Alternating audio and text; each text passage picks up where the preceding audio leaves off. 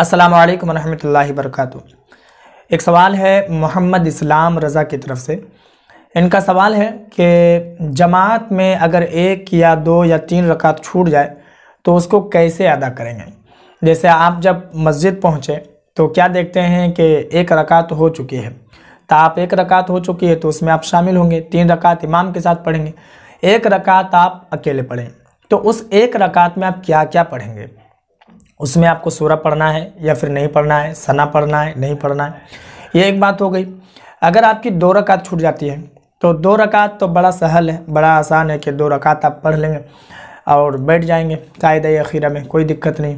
लेकिन उसमें भी एक कन्फ्यूज़न है कि उसमें सूरा पढ़ना है या नहीं पढ़ना है।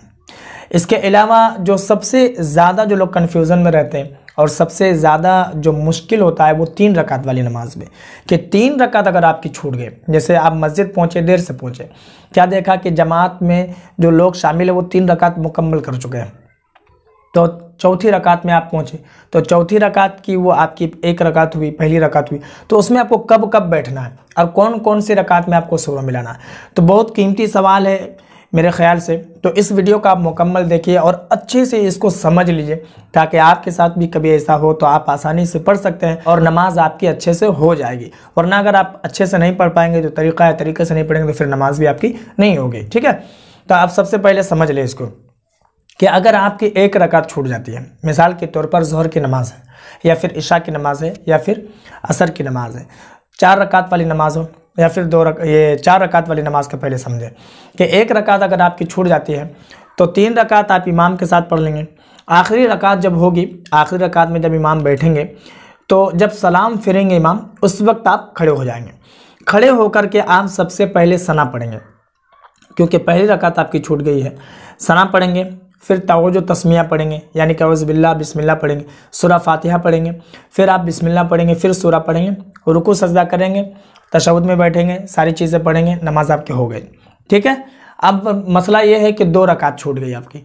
दो रकात अगर आपकी छूट जाती है तो आप कैसे करेंगे। दो रकात आपकी छूट गई तो आखिरी रकात में इमाम सलाम फेरेगा, आप खड़े हो जाएंगे।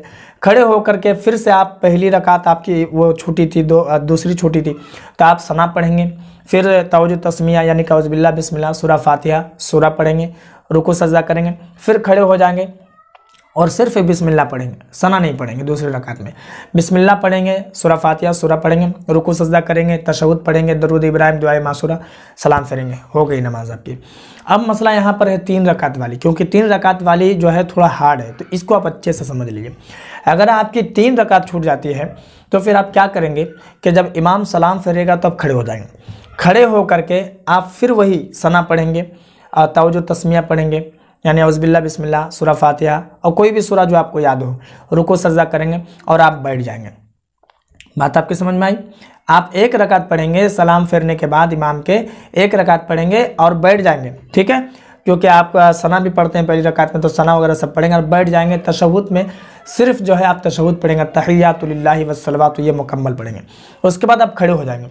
खड़े होकर सिर्फ आप बिस्मिल्लाह पढ़ेंगे, सूरा फातिहा पढ़ेंगे, सूरा पढ़ेंगे, फिर रुकू सजदा करेंगे। उसके बाद आपको बैठना नहीं, उसके बाद आपको खड़े हो जाना है। बात समझ में आ रही है आपकी कि उसमें आपको फिर बैठना नहीं है, आप खड़े हो जाएंगे, क्योंकि वो आपकी तीसरी रकात थी। आप खड़े हो जाएंगे और खड़े होने के बाद आपको सिर्फ सूरा फातिहा पढ़ना, बिस्मिल्लाह पढ़ेंगे और सिर्फ सूरा फातिहा पढ़ेंगे, सूरा नहीं पढ़ेंगे, क्योंकि वो आपकी चौथी रकात होगी।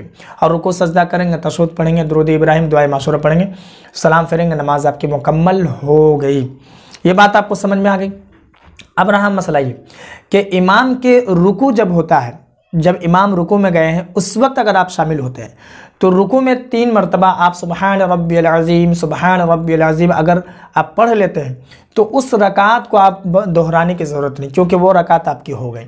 अगर आप रुकू के बाद पहुंचते हैं, यानी कि इमाम रुकू में गया था, आप जैसे ही रुकू के इमाम खड़ा हो गया, तो वो रकात आपकी नहीं हुई, क्योंकि उसमें आप तस्बीह वगैरह पढ़े नहीं। उस सजदा वगैरह करेंगे, इसका सवाब आपको मिलेगा, लेकिन उस रकात को आप बाद में पढ़ेंगे। तो मैं उम्मीद करता हूं कि मेरी बात आपको समझ में आ गई होगी। इस वीडियो को जितना हो सके लोगों में ज़रूर शेयर कर दें, क्योंकि बहुत सारे भाई हमारे ऐसे हैं जो नहीं जानते इस बात को। और बाकी अगर आपके मन में कोई और सवाल हो तो आप कमेंट पर ज़रूर बताएँ।